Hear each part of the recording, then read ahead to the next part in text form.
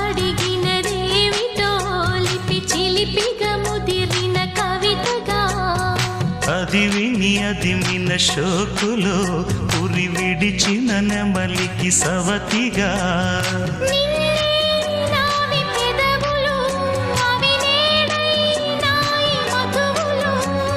రెండు నాయి తనువులు అవి రేపవ్వాలి మనువులు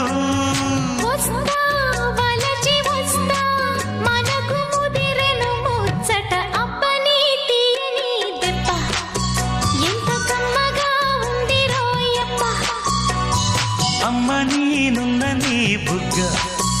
ఎంత లేతగా ఉన్నదే మొగ్గ పురుషుల్లో